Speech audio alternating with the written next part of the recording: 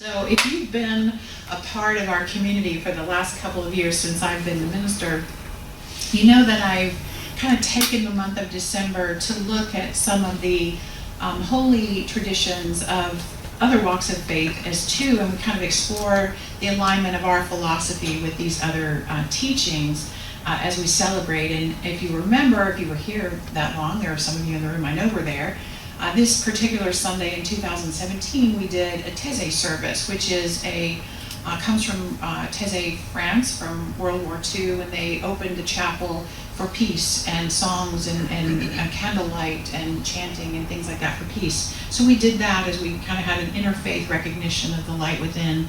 And then last year, this Sunday, we did a deep dive into Hanukkah and the story of the Hanukkah, and really kind of got a deeper understanding of that tradition and that faith and the celebration of light.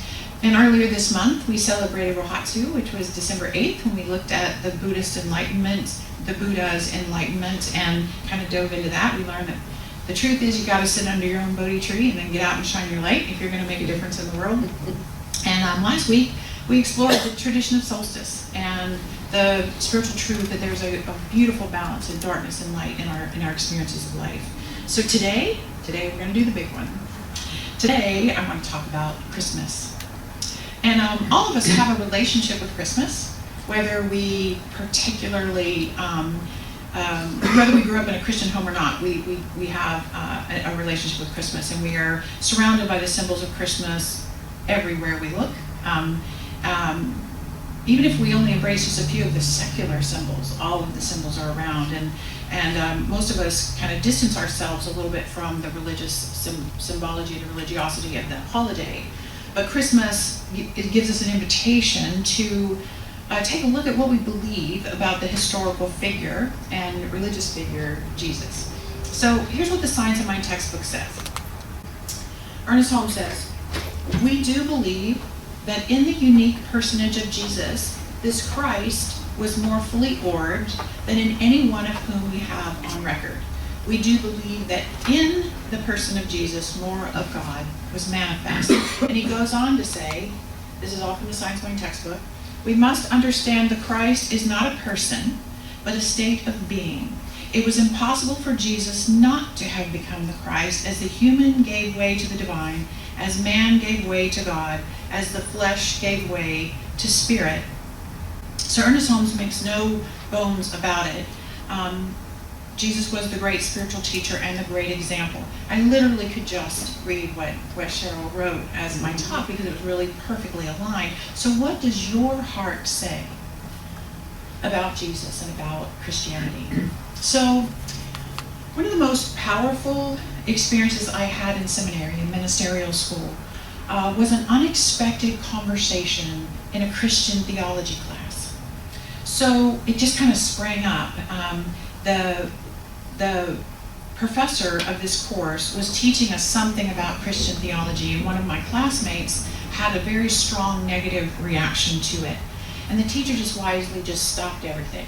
And she said, "I'm going to invite you to do some healing work today in this class." And it turned out to be such an important moment for all of us. She asked us the question, well, she pointed out first that we stand on the principle, we say it here almost every Sunday, that all paths to God are valued and valid. But yet for most of us in that course anyway, we were kind of distancing ourselves and excluding the path of our own religious upbringing. But the truth is, you don't get a deep calling into ministry without having a lot of religious experiences in your life, without having God as an undercurrent in all of your life, and this deepening connection to God.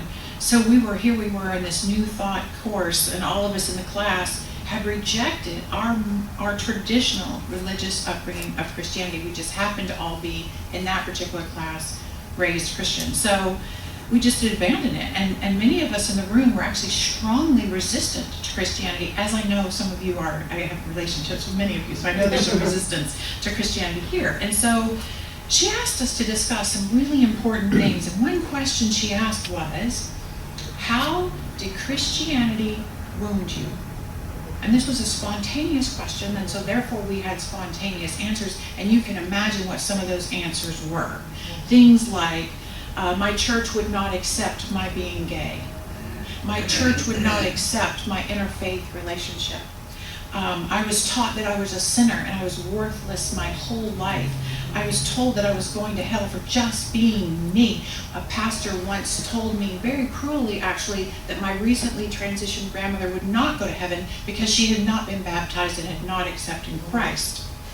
We talked about how wars were fought over Christianity, how denominations argue over the tiniest differences in a Bible passage, how much judgment occurs in the name of Christianity. It was a painful and tearful and powerful discussion.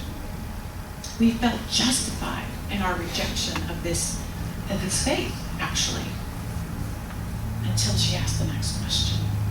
And the next question was, how did Christianity make your life better?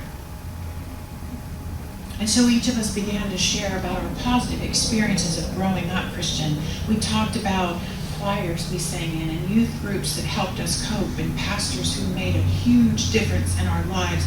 We talked about missionary trips where we had made a positive impact in other countries and other cultures and other cities. And we talked about our love of God and our relationship with the idea of Jesus in our hearts and our minds. And again, it was a tearful sharing of the blessings that we had in our Christian homes. And then she asked, how has Christianity made the world a better place? And we talked about the orphanages that are run by Catholic organizations all over the world, the relief efforts that come through Christian organizations, the schools that have been built, the lives that have been changed through this faith. And for that matter, the entire numbering system of our calendar is based on Jesus, the birth of Christ. You know, Christianity has had a great impact on the world in which we live. So her entire lesson in that teaching moment was that if we didn't heal our own Christian wounds, we couldn't help anyone else release themselves from that burden. There was a calling to embrace every spiritual moment we had ever experienced and let the love of God we had always felt inform us. And I will tell you, I have never thought about Christianity and my own fundamentalist upbringing quite the same way after that day.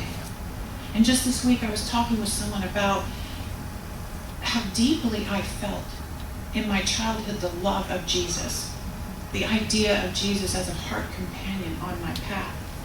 And we all admitted in that class that day we kind of miss Jesus. We kind of miss that. So I invite you to explore these questions for yourself, because whether you were raised Christian or not, you have a relationship with and opinions about that faith. How has it impacted you in a positive or negative way? What beliefs do you have in your own life and heart and mind that came out of your relationship with Christianity? So here's the deal. Every walk of faith is important for a group of people on the planet. And in our philosophy, we honor all those people and all those walks. If the God of your understanding is best described in this sacred text or in this holy book, read it. We just encourage you to dive into it deeper, because the symbols and stories used in the Bible are very, very similar, if not identical, to the same ones used in the Quran or the Bhagavad Gita or any of the other holy books, because we believe that all religions are pointing to the same truth, and that truth is that we are all one, and that God is at the center of everything, and that our relationship with God is impactful to the quality of our lives. We don't worship any teacher, either historical or present day, but we do respect their wisdom and their insights, and we learn from the stories and their examples. So with that as a preface, a long preface I might say, I want to share some inspired thoughts about Christmas and the story that is as old as the calendar, if not older. And I want to pull this information from our founder directly, Ernest Holmes himself. So today's message on Science of Mind and Christmas is a direct quote from Dr. Ernest Holmes that was published in the Science of Mind magazine in 1961, and it was called The Rediscovery of Christmas. So I will share what he wrote, and I will also ask you to take a fresh look at this most ancient of stories. Quote, "At this time of year, we are celebrating the greatest event of history, the birth of Jesus, whose destiny it was to proclaim the good news that the kingdom of God is at hand." And he demonstrated this. So the birth of Jesus is symbolic of the birth of the God-man in the human soul, the incarnation of the living spirit in you and in me. Jesus was the embodiment of the divine love, the Christ consciousness, and he showed the way and the truth and the life and revealed that the heart of the eternal is beautifully kind. So this time of year, the most wonderful time of the year, we think of the birth of this most divine person and we rededicate our hearts to the service of humanity, just as he did, just as he was the great example. So the story of his birth contains many meanings and symbols. So let's look at those a little bit.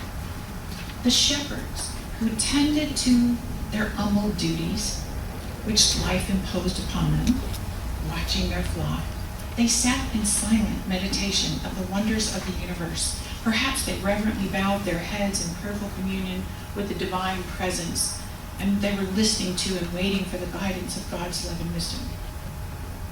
For we too are shepherds, watching our flocks, and these flocks are our thoughts and our ideas and our choices and our faiths and our fears, our failures and our successes in life. We too need divine guidance to lead us to the pathway of the good road. In the Bible, the symbolic idea of sheep is innocence, and the symbolic idea of the staff the shepherds use is one that perfects and guides and rescues the sheep. Thy rod and thy staff, they comfort me. And then the angels of light appeared among them, and glory shone around. That heavenly voice came to the shepherds, and it's something that should be more real to all of us. Perhaps the angels are ideas of God's presence, and they're ever around us, just waiting with their message of hope and cheer to enter our minds, to still our fears, and to sing for us the glorious tidings of good cheer. Fear not, for behold, I bring you good tidings of great joy, which shall be to all people. For unto you is born this day in the city of David a Savior, which is Christ the Lord, and this shall be a sign unto you. Ye shall find the babe wrapped in swaddling clothes, lying in a manger. And of course, the manger means the simple things of life, the commonplace, the everyday things.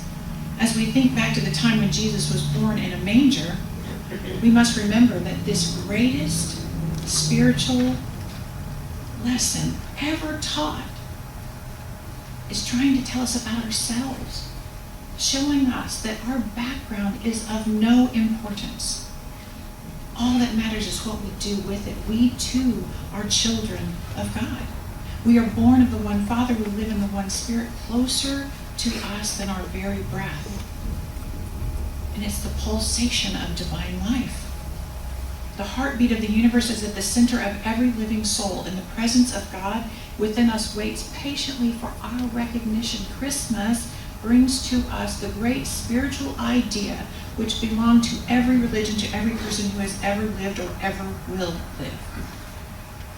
See, we may teach science and philosophy and psychology, and we may even teach how the law of mind works and determines a technique for prayer, but when it comes to the personal thing that the shepherds had, we find that it is a purity of heart that reveals God's presence. We must realize that each of us, at the center of his own being, does meet the living Spirit.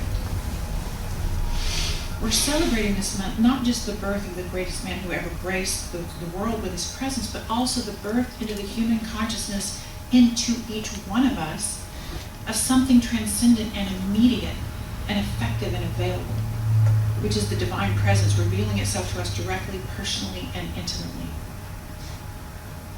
We should think of this birth as a realization of love, of truth, of beauty, and of peace, and we should be filled with the consciousness of the divine presence in everything and in everyone. For surely this is the meaning of Christmas. Generations before the birth of Jesus, the world had looked forward to the coming of the Messiah. It is written that the wise men of the east had heard of this, and led by a star were guided to the manger where the little child lay. In the legend of the Orient, the wise men represent those who have come to understand that there is one supreme power and intelligence in the universe. That's what made them wise. The star that led them across the desert and through the wilderness to the manger represents that spiritual intuition which leads us across the waste places of our own human experience to the humble abode of the divine child within us. Only by the light of the heavenly truth can we have that personal and intimate relationship we must have if we're to understand who and what we are. Only by that light. So the wise men, guided by the heavenly light, came to the place where the little child lay.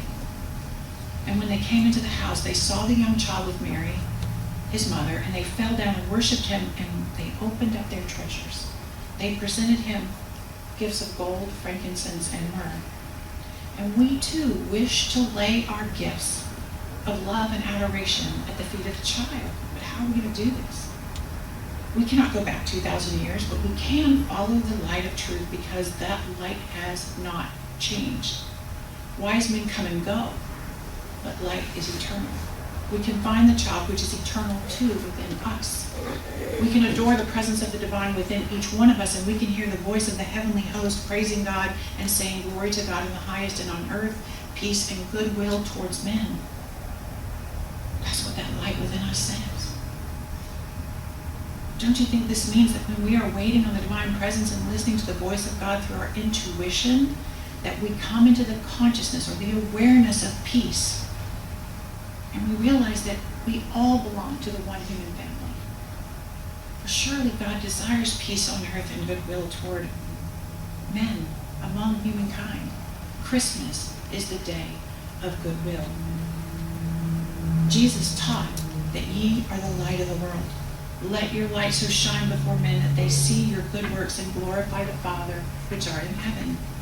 And Jesus taught two great universal truths. First, we are surrounded by a divine presence. For as the Father hath life in himself, so hath he given to his son or daughter to have life in himself or herself. Second, there's a law of good that responds to our faith in it. According to your faith be it done unto you. No one before or since had ever been so specific about that. He was no weakling. Through the conscious use of the power that was greater than he was, he healed the sick. He fed the multitudes. He taught a very simple and intimate relationship, a divine partnership between the individual and the universal, between man and God. He tells us, the words I speak unto you, I speak not of myself, but the Father that dwelleth in me, he doeth the works. Right? As we follow the divine leading, the light from heaven, we too shall grow in spiritual power. The secret of life and teaching and power of Jesus is simple enough. The more carefully we read the account of everything he said and did, the more we shall come to realize that he was the way shower to us, to show us that each one of us has the divine being within and holds all the power, and all we need to do is access our divinity and become that. Just as in modern physics, scientists split an atom and discovered this nuclear energy, so Jesus discovered another kind of energy within the human, the energy of God. In a real sense, Jesus broke open this human clay and found the divine image containing the power and the presence of the living Spirit. To each, this must come as a great event, the great revelation that we, too, of humble parentage, are really born of the Spirit of the living God and the living truth. Should we not say then, I do bring the gifts of love and adoration and lay them on the altar of my faith, the faith in the indwelling and overdwelling presence in the God in whom we all live and move and have our being? Say to yourself, gratefully, I remember the babe of Bethlehem. Gratefully, I recognize the birth of the divine in me and deeply feel the presence and the power. So here are the last words of Dr. Holmes in his rediscovery of Christmas. Let us follow the star of light, knowing that no harm can come to us on ocean or on shore. May that faith which sustained the man Jesus be our faith. May that love, which was the motivating power of his life, flow through us. And as the final triumph of the Spirit ends in a burst of eternal glory in his experience, so may the light of heaven come to all of us, that there shall be peace on our earth, and from us goodwill to all humankind. So this Christmas, let us think of this as we make our gifts to each other, and know that behind the gift is the giver, and behind the giver is God. End quote. And that is the story of the rediscovery of Christmas, as told by Dr. Holmes himself. Let us each rediscover our own Christmas story this year. See, what I want to remind all of you is this. Congratulations, you're expecting. Every one of you gets to decide if you want to birth this Christ consciousness that is within you, that you are inherently pregnant with. When the time is or was right, you begin to search for your place. Each of you must follow your star of insight and wisdom to the right and perfect place to birth this part of yourself. But here's the thing, you can only birth it in a place where you feel safe and where you feel loved. So you must search for that place. And I know some of you have declared that this center is your manger, right? This is your place, if you will. Right? I'm here, I'm going to discover that. You're gathering together those shepherds to guide you, to guide your thoughts, and to help you look at watch over your flock of words and choices and things like that. And there are angels all around, and there's wisdom just bringing you gifts of gold and frankincense and myrrh, whatever the heck myrrh is. And you're growing. And you are growing. And for the others of you, this might not be your manger, but I implore you to keep following your star of spiritual intuition until you find a place where you can birth your highest self, your best self, that Christ within you that only wants goodwill towards others and peace. The world needs you to birth yourself and to be a part of the light of God. Discovering the Christ consciousness within you, the divine identity, that you are a human being having a spiritual experience. That's your salvation, not from an eternal hell of suffering, but from your ideas of separateness and unworthiness that makes one's life hell right now. Every time you see a nativity scene this week, let it remind you that you're pregnant. Let it remind you that you are being called forth to birth that Christ consciousness within you. Because that will bring you greater peace, greater joy, greater light, and greater love. This lifetime, this week, this year, it is the most wonderful time of the year. Merry Metaphysical Christmas.